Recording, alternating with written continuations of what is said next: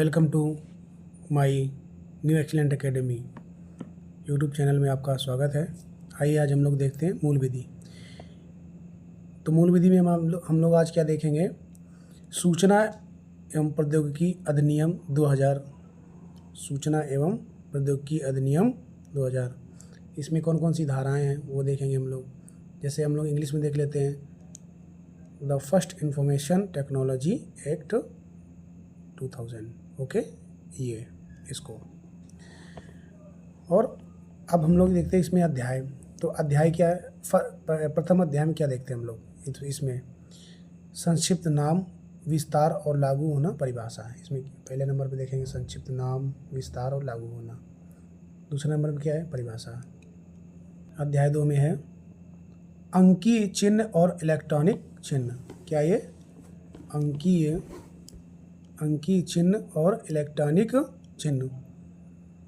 Electronic अभिलेख का अधिप्रमाणीकरण। 3 में क्या है, इलेक्ट्रॉनिक अभिलेख। धारा 3 में क्या है, इलेक्ट्रॉनिक अभिलेख का अधिप्रमाणीकरण।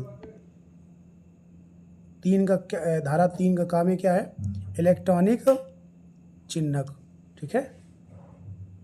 और अध्याय 3 में हम लोग देखेंगे इलेक्ट्रॉनिक नियमन। चैप्टर 3 में इलेक्ट्रॉनिक गवर्नेंस। ये क्या है, इलेक्ट्रॉनिक गवर्नेंस। ठीक है। तो इसमें दिया हुआ है धारा 4 में इलेक्ट्रॉनिक अभिलेखों की विधि मान्यता, legal recognition of electronic records. ठीक है। धारा 5 में इलेक्ट्रॉनिक चिन्हों की विधि मान्यता, इलेक्ट्रॉनिक चिन्हों की विधि मान्यता।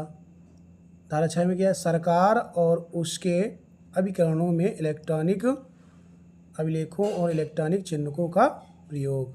ठीक है। नेक्स्ट, धारा 6 का काम में क्या दिया हुआ है, सेवा प्रदाता द्वारा सेवाओं का परिधान। सेवा प्रदाता, डिलीवरी ऑफ सर्विस, जानते हैं, डिलीवरी ऑफ सर्विस। ये delivery of service by service provider. ठीक है। और धारा 7 में क्या है, इधर इलेक्ट्रॉनिक अभिलेखों का प्रतिधारण, इलेक्ट्रॉनिक अभिलेखों का प्रतिधारण।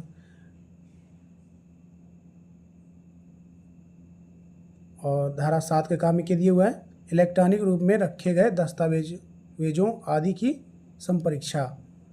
धारा 7 के काम में क्या दिया हुआ है, इलेक्ट्रॉनिक राजपत्र में नियम विनियम आदि का प्रकाशन। ये धारा 8 में है, और सॉरी इसका ये धारा 7 में है, इलेक्ट्रॉनिक रूप में रखे गए दस्तावेजों आदि की संपरीक्षा। ठीक है। तो नेक्स्ट में हम पढ़ा दिए इलेक्ट्रॉनिक राजपत्र में नियम विनियम आदि का प्रकाशन। अब धारा 9 क्या है, ये हम लोग जो पढ़ रहे हैं ये किसका है, ये है सूचना प्रौद्योगिकी एक्ट अधिनियम 2000। ठीक है। सूचना प्रौद्योगिकी अधिनियम 2000। ठीक है। आपसे पूछा जाएगा कि सूचना प्रौद्योगिकी अधिनियम कब लागू हुआ था सर्वप्रथम, तो सूचना प्रौद्योगिकी अधिनियम 2000। ठीक है। हाँ, तो नेक्स्ट चलते हैं। धारा 10 में क्या दिया हुआ है, इलेक्ट्रॉनिक चिन्ह से संबंधित नियम बनाने का केंद्रीय सरकार की शक्ति। ठीक है, केंद्रीय सरकार की शक्ति। 10 के काम में दिया हुआ है इलेक्ट्रॉनिक साधनों के माध्यम से की गई संविदाओं की विधि मान्यता। ठीक है, विधि मान्यता, इलेक्ट्रॉनिक साधनों के माध्यम से की गई संविदाओं की विधि मान्यता। ठीक है। 10th में क्या दिया हुआ है, validity of contracts form through electronic means. ठीक है। अध्याय 4 में क्या है, इलेक्ट्रॉनिक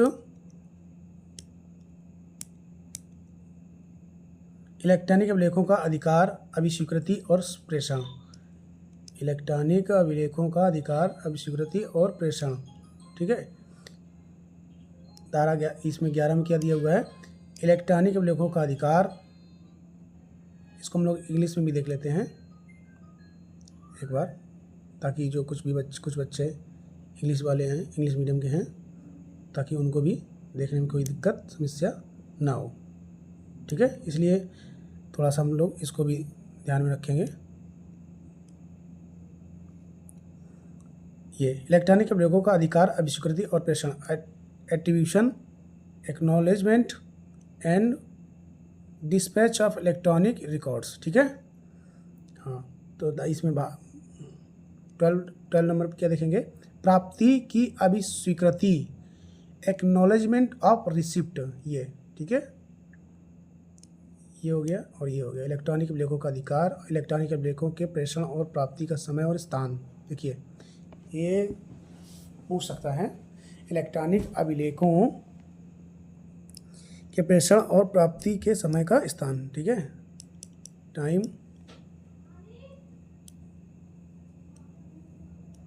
टाइम एंड प्लेस। ठीक है, ओके, आगे चलते हम लोग। मूल विधि में क्या है, इलेक्ट्रॉनिक चिन्हक। इलेक्ट्रॉनिक चिन्हक में क्या है, सुरक्षित इलेक्ट्रॉनिक अभिलेख। ये किसमें है, ये 14 नंबर पे है, सुरक्षित इलेक्ट्रॉनिक अभिलेख। Secure electronic records. ठीक है, सिक्योर इलेक्ट्रॉनिक रिकॉर्ड्स, यहाँ सुरक्षित इलेक्ट्रॉनिक चिन्हक, सिक्योर इलेक्ट्रॉनिक सिग्नेचर जो हम लोग बनाते हैं। ठीक है, और 16 पे क्या दिया हुआ है, ये अध्याय हम लोग कौन सा पढ़ रहे हैं, ये भी ध्यान रखना है। ये अध्याय में से किस अध्याय में से कौन सी धारा है, किसकी है, ये ध्यान रखना बिल्कुल पूर्ण रूप से अच्छे से। तो ये 16 में क्या दिया हुआ, सुरक्षा प्रक्रियाएं और पद्धतियाँ, सिक्योरिटी प्रोसीजर्स एंड प्रैक्टिस। ठीक है, अभी हम लोग अध्याय जो 5 पढ़ रहे थे, अब ये क्या हुआ, अध्याय 6। ठीक है, ये इसको भी क्या बोलेंगे, चैप्टर 6। ठीक है, ये चैप्टर क्या है, 6 है जो हम लोग पढ़ रहे हैं अभी। प्रमाणकर्ता प्राधिकारियों का विनियमन, प्रमाणकर्ता प्राधिकारियों का विनियमन, रेगुलेशन ऑफ सर्टिफाइंग अथॉरिटीज। ठीक है, तो इसमें अध्याय 6 में धारा 17 में क्या दिया हुआ है, नियंत्रक और अन्य अधिकारियों की नियुक्ति। क्या हुआ है इसमें, नियंत्रक और अन्य अधिकारियों की नियुक्ति, appointment of controller and other officers. Okay, नियंत्रक के कृत्य, फंक्शन ऑफ कंट्रोलर। ठीक है, विदेशी प्रमाणकर्ता प्राधिकारियों की मान्यता।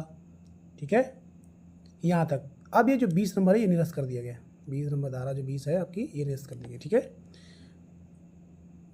और ये 21 में क्या दिया है, इलेक्ट्रॉनिक चिन्हक प्रमाणकर्ता प्रमाण पत्र जारी करने के लिए अनुज्ञप्ति, license to issue electronic signature certificates. ठीक है, अनुज्ञप्ति के लिए आवेदन 22 नंबर पे है, अनुज्ञप्ति के लिए क्या है, आवेदन। ओके, इसलिए ज़्यादा इसमें कोई समझाने वाली कोई बात अभी है नहीं। जब समझाने के जैसा मुझे प्रतीत होगा कि मुझे यहाँ समझाना चाहिए, तो हम आपको बिना बोले ही आपको समझा दिया जाएगा। 23 नंबर पे क्या दिया हुआ है, ये अनुज्ञप्ति का नवीनीकरण। ठीक है, रिन्यूअल ऑफ लाइसेंस, अनुज्ञप्ति प्रदान करने या उससे नामंजूर करने के लिए प्रक्रिया, प्रोसीडर्स फॉर ग्रांट और रिजेक्शन ऑफ लाइसेंस। ठीक है, अनुज्ञप्ति का निलंबन, सस्पेंशन ऑफ लाइसेंस। ठीक है, अनुज्ञप्ति के निलंबन या प्रतिसंहरण की सूचना। ठीक, नोटिस ऑफ सस्पेंशन और रिवोकेशंस ऑफ लाइसेंस। ठीक, प्रत्यायोजन की शक्ति। क्या है, 27 नंबर पे प्रत्यायोजन की शक्ति, पावर ऑफ डेलीगेट्स। ठीक है, 28 में दिया हुआ है उल्लंघनों का अन्वेषण करने की शक्ति, पावर टू इन्वेस्टिगेट कंट्रोवर्शन। ठीक है, ये 29 नंबर पे दिया हुआ है कंप्यूटरों और डाटा तक पहुंच, access to computers and data. Okay, तो ये हम लोग क्या पढ़ रहे हैं, मूल विधि पढ़ रहे हैं। मूल विधि में कौन सा एक्ट पढ़ रहे हैं हम लोग, सूचना एवं प्रौद्योगिकी अधिनियम 2000। ठीक है, नेक्स्ट,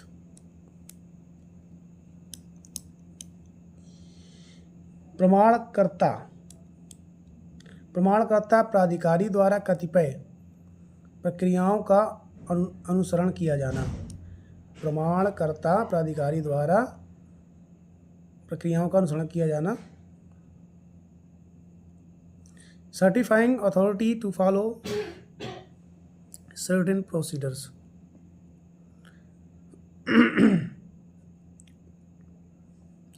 31 नंबर में दिया हुआ प्रमाणकर्ता प्राधिकारी अधिनियम आदि के अनुपालन को सुनिश्चित करेगा। ठीक है, certifying authorities to ensure compliance of the act ETC। Okay, 32 में दिया हुआ अनुज्ञप्ति का संप्रदर्शन। 33 में दिया हुआ अनुज्ञप्ति का अव्यपण। 34 में दिया है प्रकटीकरण, डिस्क्लोजर। ठीक है, 34 पे क्या दिया हुआ है, डिस्क्लोजर। अध्याय 7 में दिया हुआ है इलेक्ट्रॉनिक चिन्हक प्रमाण पत्र। 35 में दिया है 35 में प्रमाणकर्ता प्राधिकारी द्वारा इलेक्ट्रॉनिक चिन्हक प्रमाण पत्र जारी किया जाना। Certifying authority to issue electronic signature certificate. Okay, 36 में क्या दिया हुआ है अंकीय चिन्हक प्रमाण पत्र जारी करने पर व्यपदेशन, representation upon issuance of digital signature certificate. Okay, 37 में दिया अंकीय चिन्हक प्रमाण पत्र का निलंबन, अंकीय चिन्हक, suspension of digital signature certificate. Okay, 38 में दिया हुआ है अंकीय चिन्हक प्रमाण पत्र का प्रतिसंहरण, revocation of digital signature certificate, निलंबन या प्रतिसंहरण की सूचना, notice of suspension of revocation. Next अध्याय 8। अध्याय 8 में क्या है कि उपयोगकर्ता के कर्तव्य यानी कि ड्यूटीज ऑफ सब्सक्राइबर्स, चैप्टर 8 में हम लोग पढ़ेंगे। कुंजी युग्म का उत्पादित किया जाना, जनरेटिंग की पेयर। ठीक है, 40 में क्या दिया हुआ है कुंजी युग्म का उत्पादित किया जाना। 40 में क्या दिया हुआ है इलेक्ट्रॉनिक हस्ताक्षर प्रमाण पत्र के ग्राहक के कर्तव्य, 40 में। ठीक है, duties of subscriber of electronic signature certificate. 41 में दिया हुआ है अंकीय चिन्हक प्रमाण पत्र की स्वीकृति। 42 में दिया हुआ है प्राइवेट कुंजी का नियंत्रण, कंट्रोल ऑफ प्राइवेट की। ओके, तो हम लोग नेक्स्ट क्वेश्चन में। ठीक है, अध्याय 9, या हम लोग आते हैं अध्याय 9 में। ये शास्तियाँ, प्रतिकर और अधिनिर्णय, शास्तियाँ, प्रतिकर और अधिनिर्णय। Chapter 9 penalties, compensation and adjudication. ठीक है, मतलब इसको 43 नंबर में क्या दिया हुआ है, 43 में हम लोग देखेंगे कंप्यूटर प्रणाली आदि को नुकसान के लिए सस्ती और प्रतिकर। हम लोग ये क्या पढ़ रहे हैं एक बार फिर से, ताकि हम लोग याद में रखें कि हम लोग एक कौन सी धारा किस अधिनियम की हम लोग पढ़ रहे हैं। तो हम लोग पढ़ रहे हैं सूचना एवं प्रौद्योगिकी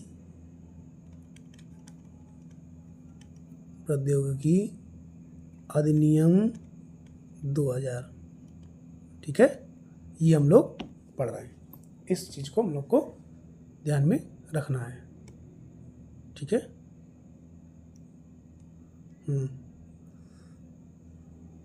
43 के काम में क्या दिया हुआ है डाटा को संरक्षित रखने में असफलता के लिए प्रतिकर। 44 में दिया हुआ जानकारी विवरण आदि देने में असफल रहने के लिए शास्ति, अवशिष्ट शास्ति। 45 में दिया हुआ है अवशिष्ट शास्ति। और 46 में क्या है न्याय निर्णय करने की शक्ति। 47 न्याय निर्णायक अधिकारी द्वारा विचार की जाने वाली बातें। ठीक है, अध्याय 10 में क्या है साइबर अपील अधिकरण, ठीक है। चैप्टर 10 में क्या देखेंगे द एपीलेट ट्रिब्यूनल। ठीक है, ये क्या हुए हैं अपीली न्यायाधिकरण। अपीली न्यायाधिकरण अभी पूछा गया था किसी एग्ज़ाम में हाल ही में, मुझे लग रहा है शायद RO के उसमें पूछा गया था या अभी पेट के किसी एग्ज़ाम में पूछा गया था। ठीक है, 48 क्या है? अपीली न्यायाधिकरण,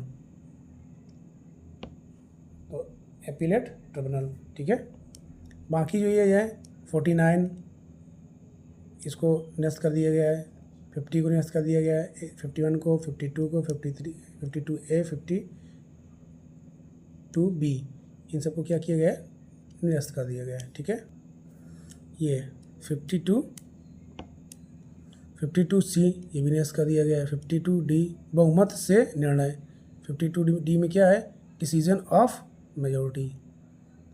53 को क्या किया गया? निरस्त कर दिया है। 54 को निरस्त कर दिया गया। 55 में क्या? अपीली न्यायाधिकरण के गठन के आदेश अंतिम होंगे और इसी कार्रवाई को अमान्य नहीं करेंगे। ठीक है, अमान्य नहीं करेंगे। ऑर्डर्स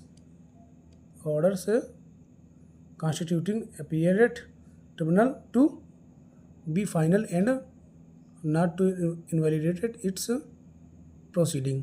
ठीक है, 56 में क्या किया है? निरस्त है ये। साइबर अपील अधिकरण को अपील 57 में, APL टू अपीलेट ट्रिब्यूनल। ठीक है, आगे। ठीक है, तो दोस्तों आज की ये क्लास कैसी लगी आप लोग यूट्यूब चैनल के माध्यम से कमेंट बॉक्स में जाके बताइए, और हमारी कोशिश यही रहेगी कि आप लोगों को ज़्यादा से ज़्यादा अच्छे से अच्छे हमारे स्टाफ के द्वारा पढ़ाया जाए। तो एक बार फिर से चैनल न्यू एक्सीलेंट एकेडमी, ठीक है,